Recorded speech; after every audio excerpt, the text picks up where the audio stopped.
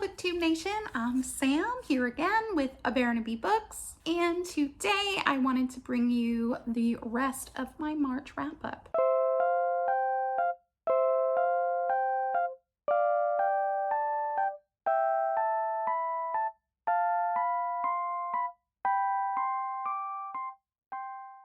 Now March, even with all the craziness going on, was actually one of the best reading months I think I've ever had. I think for me and self-care and doing things that make me happy, reading is a great way for me to refocus and to ground myself. So I'm really enjoying spending a lot of time reading right now. I ended up reading 5 things for the Fairy Tale-a-thon, which is the readathon that I host with some lovely ladies twice a year. I'll leave the link down below for my Fairy Tale-a-thon wrap-up if you'd like to check that out. And then I wanted to include in this all the other things that I read in March that weren't part of that readathon. So the first thing I wanted to share is a little late. Oh, I gotta get that sticker off there. This is a little book I read with my daughter, and I do like to include not all of the picture books on my channel or board books that we read, but every once in a while I like to include one in my Goodreads and on here because people work really hard on these as well, and I think that they deserve just as much acknowledgement as the novels and other things that we read. This one is A Valentine for Linus, and this of course is by Charles M. Shultz. This one, which if you have children, I'm sure you know, some of the books now come with stickers, and you can see we've used all of ours already. My daughter is in love with stickers at the moment, so that was really helpful for the enjoyment, the overall enjoyment of the book. But it's really cute. It's a little dated, but it's just basically features Linus, and it's Valentine's Day in school. And I remember as a child that can be like a little awkward. Like, are you gonna get a Valentine's card from a boy? Are you gonna give out cards to everyone in the class, even that person maybe that you have a crush on? I thought it was cute, and my daughter really enjoyed it. So if you have a child and next Valentine's Day you're looking for a book, this one comes with stickers, and it's a cute classic Charlie Brown. The other picture book that I wanted to talk about is this one here. This is Jerry Pinkney does the pictures, and it is by Margaret Wise Brown. She's the author of Goodnight Moon. This is A Home in the Barn. Now this one, the story is a little clunky for me, but these illustrations, my daughter loves animals, as most children do, and I'll just show you one here. Like, she loves cats, so there was the cat, and she likes chickens, and so there's all these different animals you can show the kids, and then you can go over the animal noises. And that was really fun to do. It's in kind of this muted color palette, which I really enjoy. I don't know if all children like that. Some kids really like the bright colors, but this reminded me of New England, and my husband and I are both originally from New England, and I just kind of got that warm, cozy, old colonial kind of vibe. The last book that I finished last month was The Book of Boy, and this is by Catherine Gilbert Murdock. This was the group book for middle grade March, so I did finish one. I know I kind of started middle grade March late this year because we had our readathon in March this year, but I wanted to at least get through the group book. I did end up finishing another one, but it was a little into the next month, so I'll wrap that one up for April. But I finished this one, and so confession time, I kind of wanted to clarify. I typically don't like to read books that have a lot of where like religion is the main plot point, because I am a person of faith, and I get really nervous about even not just my religion, but other religions. I've studied them, and I get nervous about how they're going to be treated, because I have a lot of respect for not only my religion, but other religions in the world. And so I hope that makes more sense about my personal feelings on it. I don't mind reading nonfiction about religion and spirituality. But sometimes in fiction, because it's something I have so much respect for, kind of like World War II books, it's the same kind of thing for me. So this one has a lot of religion in it, but it's also like a hero's journey. And I really liked this. I thought that it was handled really well. There is some humor in this as well. And usually that would make me even more apprehensive. But I thought that it was done really cleverly, and I thought that, you know, even with the humor, that it showed respect to the religion that it was referencing. And I thought that the main character, my heart was like constantly breaking for him. And let me just give you a quick synopsis. This is a book about a character named Boy, and he goes on a journey with this man who is on a hunt for these saint relics. And that's all I'll say, because I don't want to spoil too much. It is a middle grade, as I said, and it's a beautiful book.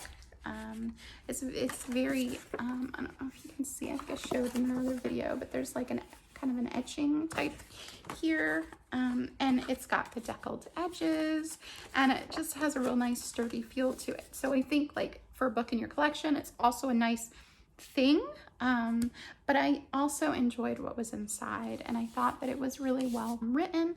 I thought the characters were well developed. I thought that the story was interesting, and I liked the overall plot. What I found actually most interesting about this, that got me thinking about other things I wanted to read, and it actually sparked some conversation in my house.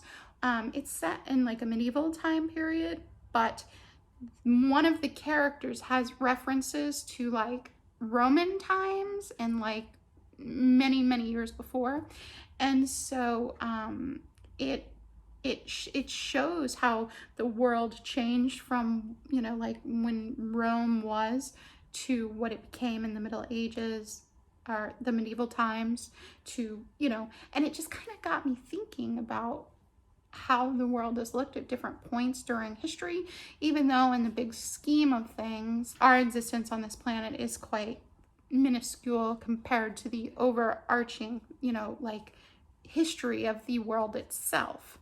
But it did get me thinking about how things can change, and things can seem to go backwards or forwards and sometimes stay the same, and yet we are growing, and the world is changing, and especially with everything going on right now, but people continued, you know, no matter what, like people were still living and loving and growing. Next is another middle grade I finished last month. Now this is the one, I usually, in addition to like my TBRs and things, I have books that I'm reading as read aloud options to my daughter, and this was one of those. This was Greenglass House. This is also like a middle grade mystery. This is by Kate Milford. I had heard really great things about this one. I would recommend reading this one around Christmas time.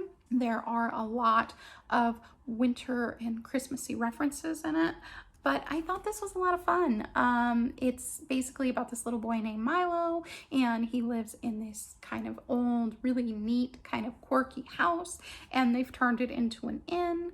And yeah, it gets into a little bit about the world and some world building and things. But overall, I really enjoyed it. I thought that the mystery was interesting. I found the characters interesting. For me, I love really descriptive settings, and I love books that have a lot of atmosphere, and I really loved the house in this one. I thought that it's basically a character of its own. Yeah, so if you like middle grade, if you enjoy mysteries, and if you're looking for something to read in like the wintry Christmas months in the middle grade age group, I would check this out. Okay, next is Jane Eyre. You guys, I finally did it. I know, and I know a lot of people are like this, but I struggle to read the really big titles, not just classics. I mean, like Harry Potter took me forever to get through the whole series, and things like Cassandra Clare, I've read one of her books. You know, big, overly hyped books, I tend to say, Oh, I'll get to that later because I like to read things when they're like more diamonds in the rough or lesser known works. So the big ones take me a while to get to. I've read other Victorian literature, but this one just because it's so big, right? So anyway, so I did this as a buddy read with Paige at Pages with Paige. Hi Paige, if you're watching, thank you so much for doing a buddy read with me.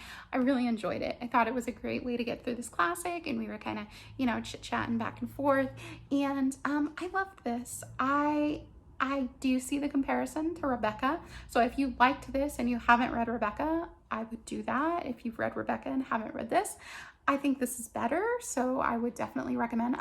I read Rebecca first, and then I read this. I did a Rebecca with a buddy read with my mom last year. Hi, Mom. And then this year I read Jane. Was that the year before last? Anyway, I read Rebecca with my mom, and then I read this with Paige, and this was so good. I love this. I think that, I don't know, I read Wuthering Heights a really long time ago, so I may need to read that, but because I was gonna say it's up there. But I've also read Agnes Grey, which is by Anne Brontë, and I really loved that. I've started Shirley, but I haven't finished Shirley. Shirley has a lot of French, and I don't speak or write French, even though I am somewhat French myself. I know, bad, right? But this has less French. There is some French, but it's less, and I found it a lot more easy to tackle this than Shirley has a lot of French. Like Shirley even has paragraphs at certain points that are French.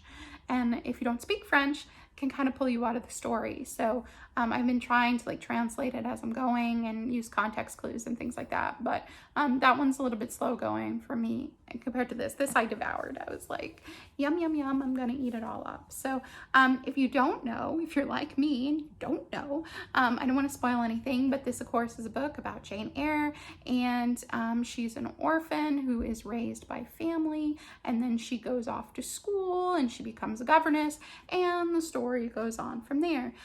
There are a lot of Gothic elements to this. There is a lot of atmosphere.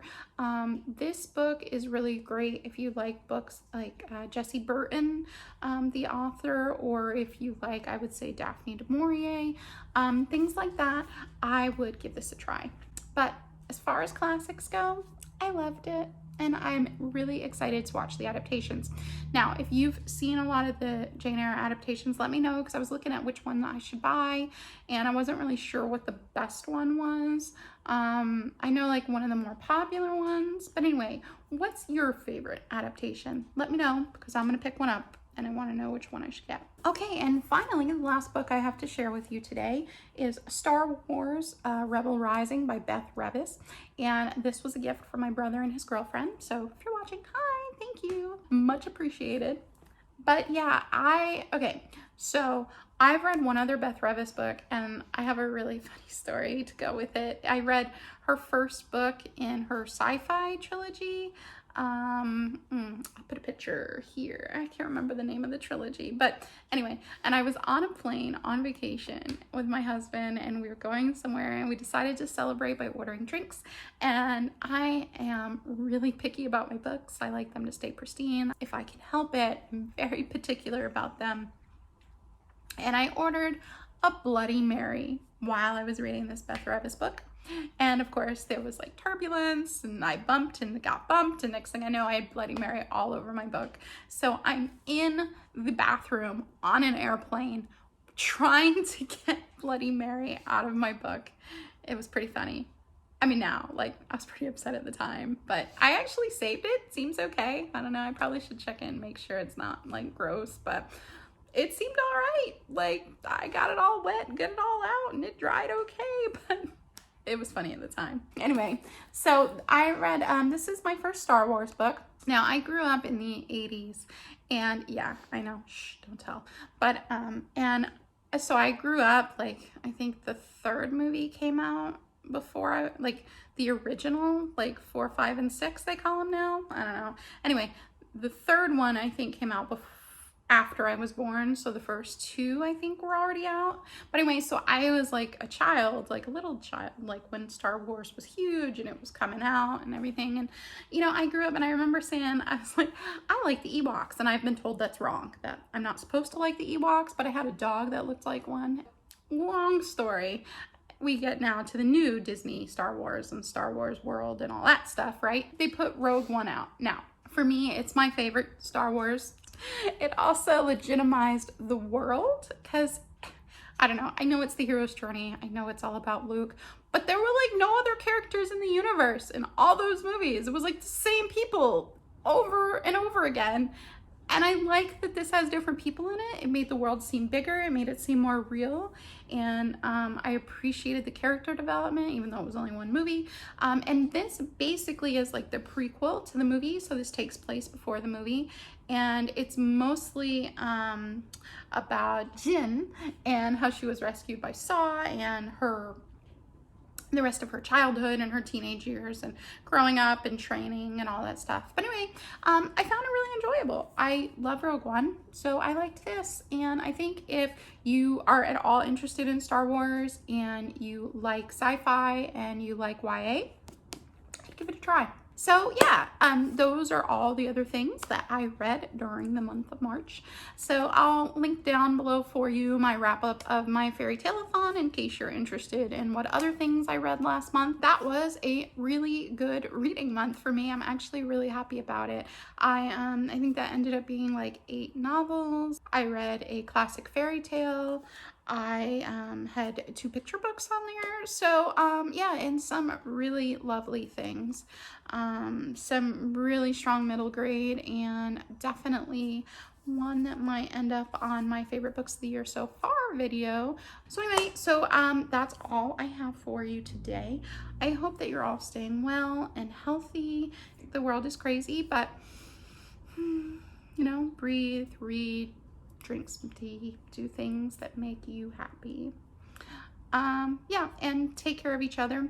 So if you're new, thank you. If you're old, thank you again. And thanks for being here with me today. That's all I have for you. Farewell for now. Bye-bye.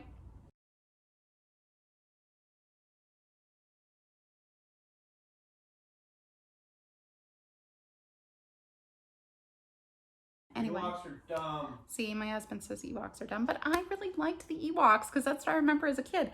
I was a kid and they were cute and fluffy and I liked them. I was like 4.